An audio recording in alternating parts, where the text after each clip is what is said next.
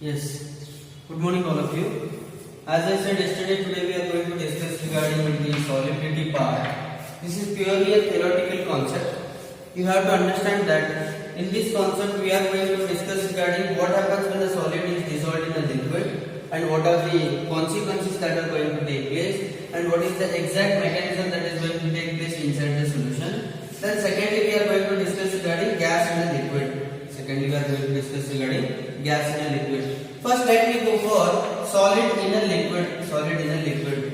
For this to understand, what I'll write is, I can say HCl is soluble in water. HCl is soluble in water. It is soluble in water.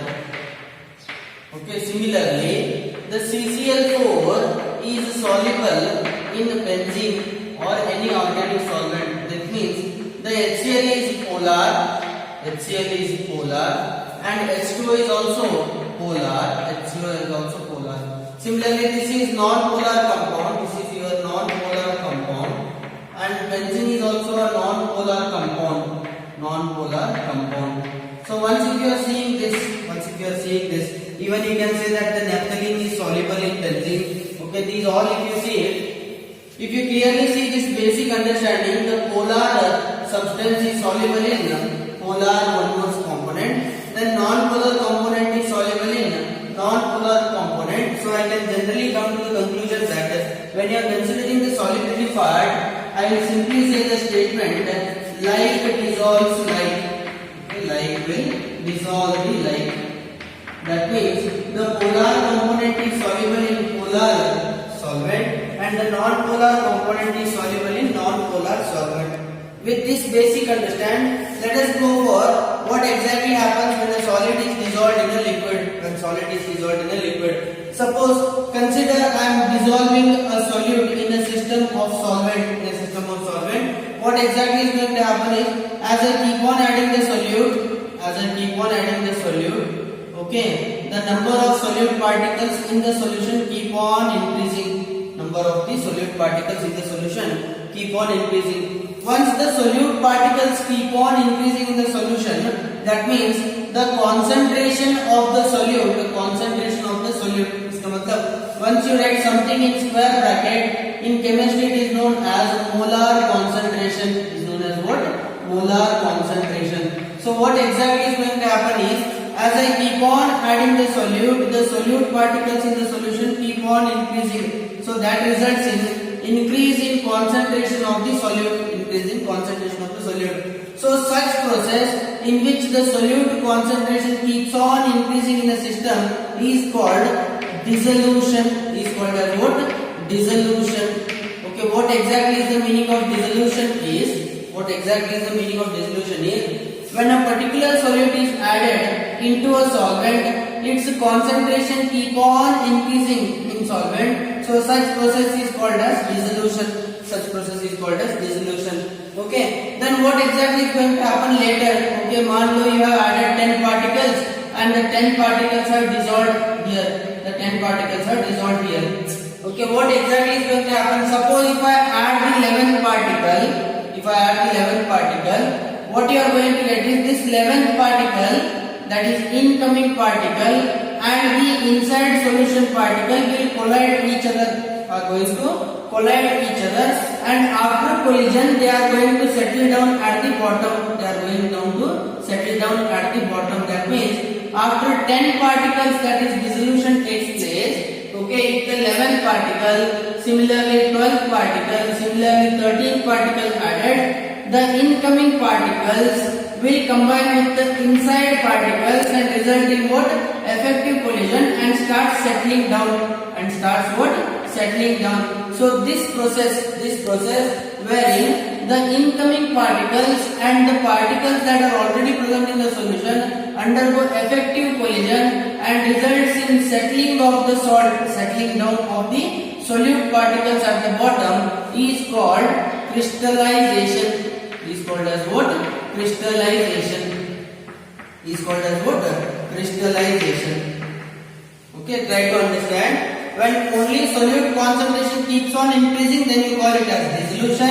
When the solute particles will collide with each other, remember the incoming solute particles and the particles that are present already in the solution will undergo effective collision and start settling down, and that process is called crystallization. That process is called as crystallization, and these two processes will be in dynamic equilibrium. Will be note your dynamic equilibrium. What do you mean by dynamic equilibrium?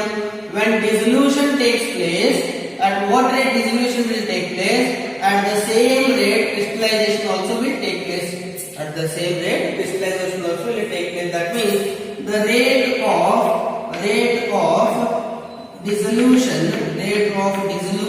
or the speed at which dissolution will take place is equal to rate of crystallization. Rate of what? Crystallization. So with this understanding, let us try to understand the system. That means solute plus solvent will combine to give you what? Solution. So therefore, what exactly is going to happen is, suppose if you keep on adding the solute and the solute particles that are present in the solution and the so-called incoming particles collide and give you a precipitate, the crystallization or the precipitate takes place. Such solutions where dissolution is complete are called as saturated solution. Saturated solution. For this to understand, what you have to understand is, suppose if I have 100 ml of water, okay, 100 ml of water I have. So this 100 ml of water I am adding, okay, 10 grams of salt. I am adding what? 10 grams of salt. Okay, the 10 gram of salt will dissolve. So therefore, the concentration of the solute particles inside the water will keep on increasing. Okay, now I add 11 gram, that will also be soluble. Okay, that gets dissolved. I add the 12th gram, that is also dissolved. But as soon as I add 13th gram, this 1 extra gram of salt will combine with 1 gram of the salt that is present in the solution and settles down at the bottom. That means at 12 gram dissolution is complete. Dissolution is complete. Rest whatever the salt you add, 13 gram, 14 gram, 15 gram, so on up to 20 gram. After 12 grams, whatever you add, it will settle down at the bottom. This you can try it even at your home. Take a transparent water glass. Okay, then fill it up to here. Okay, then keep on adding the salt. The salts get dissolved. Okay, first 10 grams will dissolve, then 15 grams will dissolve, then 20 grams will dissolve. The moment after 20 grams you add, you will find that at 21 grams if you add excess. Okay, or I will write it according to your notation. First 1 tablespoon. Okay, 1 tablespoon will add, then you will add 2 tablespoons. The moment you add 3rd tablespoon, what is going to happen is the 3rd tablespoon of salt will settle down at the bottom. Then 4th tablespoon of the salt will settle down at the bottom. So therefore, the 2 tablespoons of salt is called as saturation point. Saturation point. So I will write this 12 gram point. Okay, this 12 gram point, that is at the point where dissolution will stop. That point is called as saturation point. That point is called as what? Saturation point. Okay, anything that is present after saturation point is called saturated solution. Anything that is present before saturation point is called as unsaturated solution. Unsaturated solution. That means 12 gram is called saturation point. ಇದಾದ್ಮೇಲೆ 13 gram 14 gram 15 gram 20 gram ಎಷ್ಟೇ ಜಾಸ್ತಿ ಹಾಕಿದ್ರು then that is called as what your saturated solution. If I add less than 12 gram, that is 10 gram, 11 gram or 9 grams, if I keep on adding, then you call it as unsaturated solution. You call it as what?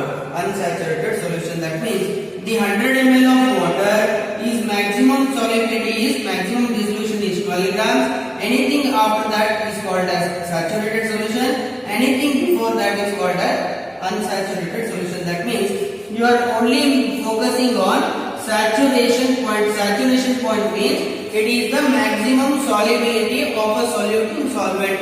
Maximum solubility of a solute in solvent. Okay. So this is regarding solubility of a solid in liquid. Solubility of a solid in liquid. Then next, moving ahead. As you know that you have learned it even in your lower classes also. When any salt is dissolved in water or any component is dissolved in a solvent, precisely they will be most of the time generally we consider them as exothermic in reaction. They are considered as what? Exothermic in reaction. And since this reaction that is solute plus solvent gives you solution, this is in dynamic equilibrium. This is in what your dynamic equilibrium. Now what do you mean by dynamic equilibrium? Means if I add 1 gram of salt solute in 10 gram of solvent, the resulting solution is 11 grams. So therefore this 11 grams will again split up to give you what? 10 grams of solvent and 1 gram of solute. That means the rate of formation of solution is equal to rate of decomposition of solution. So therefore, what I am trying to say is, when you are considering a system in dynamic equilibrium, it must follow Lee-Chatelier principle. And this Lee-Chatelier principle definition you already know it. Any system that is present in an equilibrium, will try to remain in that equilibrium. Okay, even though some external pressure and temperature are applied, or even you can consider volume. If you change temperature, pressure, volume, the system will itself undergo certain change so that the dynamic equilibrium is attained. Okay, let me explain what we mean by Lee-Chatelier principle. Okay, so suppose this system is in equilibrium. Instead of 1 gram, I add 2 grams here. That means the solute concentration you have increased. The volume. Okay, either you can say 2 grams or you can say 2 ml. You have increased the solute concentration or the solute volume is increased. Results what? Increase in concentration or the volume of the solution. That means this increase of solute is nullified by increase in the solution. That means you have changed the system, but the system will change itself so that the equilibrium is re-established. So such principles are called as Lee-Chatelier principle. Okay, what is Lee-Chatelier principle? A system which is in equilibrium continues to be in a state of equilibrium. When any external changes are made, it makes itself adjustment to re-establish that equilibrium. So this is regarding your solubility of the solid in liquid. Now you have to understand what is the effect of pressure and what is the effect of temperature. As you know that you are considering solid and liquid, that is solid, and in liquid you are considering solid and liquid you are considering the two physical states that are available are what your solid and liquid. As you know that both solid and liquid are highly incompressible. These are highly what? Incompressible. Since these are incompressible, pressure has no effect on solidity of a solid in liquid. Pressure has absolutely no effect on solidity of a solid in liquid. They may ask you one more question. What is the effect of pressure on solidity of a solid in liquid? Then you have to say pressure has no effect because solids and liquids are incompressible. Solids and liquids are what? Incompressible. This was asked even in 1 year exam. Okay, what is the effect of pressure on solubility of solid in liquid? This is one way of asking the question. Or why pressure has no effect on solubility of a solid in liquid? Because both solids and liquids are incompressible. Both solids and liquids are incompressible. Suppose when you are considering temperature,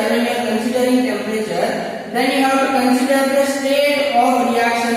You have to consider what? State of the reaction. State means whether the dissolution is endothermic or it is exothermic. Whether the dissolution is endothermic or it is exothermic. Okay. So once if it is endothermic, that means heat is absorbed or the energy is absorbed means what exactly is going to happen is when endothermic dissolution is present with rising temperature, solubility also will increase. That means more amount of solute will be soluble in solvent. More amount of solute is soluble in solvent. Suppose if the dissolution is exothermic, exothermic, that means first only some amount of heat is coming out. With that you are rising the temperature. If you raise the temperature, more and more solute particles will escape out. Therefore, the reverse order, when exothermic process is there, with rising temperature, solubility will decrease. So this is the basic understanding you should do. Please write it in a table. Okay, that is for endothermic dissolution with rising temperature, solubility will increase. For exothermic process with rising temperature, solubility will decrease. So this is regarding solubility of a solid in liquid. What are the main things you have to focus here? That is dissolution. What is dissolution? As you keep on adding the solute concentration increases in the solution, then that process is called as dissolution. And these increased concentration of solute particles will collide with the incoming particles and results in crystallization. So such process is called as crystallization. These two will be present in equilibrium. That is, rate of dissolution is equal to rate of crystallization. At the point where dissolution is maximum, that point is called as saturation point. Any solution which consists solute above saturation point is called as saturated solution. Any solution which consists solute below saturation point is called as unsaturated solution. ಅಂದ್ರೆ ಈ saturated point ಮೇಲೆ ಜಾಸ್ತಿ ಇದ್ರೆ you call it as saturated solution. ಇದಕ್ಕಿಂತ ಕಡಿಮೆ ಇದ್ರೆ you call it as unsaturated solution. And in the case of saturated solution, the solubility of the solid, the concentration of the solute that is dissolved in the water is directly proportional to its solubility. That means, okay, the concentration of the solute is directly equal to its solubility. Solubility in case of saturated solution. Saturated solution. Then ನಿಮಗೆ ಎಲ್ಲಾದರೂ saturated solution ಇದ್ರೆ, okay, for example, this is my saturated solution which contains excess of solute particles. In that case, the concentration of the solute is equal to the solubility. That is purely in case of your saturated solution. So therefore, once if this is understood, what is saturation point and what is the so-called saturated solution and unsaturated solution, next we have to discuss regarding the effects. Okay, what is the effect of pressure and what is the effect of temperature? As you know that both solids and liquids are incompressible, pressure has no effect. The temperature aspect has to be understood, means it will depend on your state, that is whether the reaction is endothermic or the reaction is exothermic. If the addition of solute to the solvent is endothermic, that means it requires heat, means if the rise in temperature, more solid will be dissolved. So I will write the temperature, with rise in temperature, solubility will increase. Similarly for exothermic process, that means the solute that is dissolved in the solution is already giving you the heat. Then if you are increasing the temperature, more number of solute particles will escape out. Therefore, with rise in temperature, the solubility will decrease. Solubility will decrease.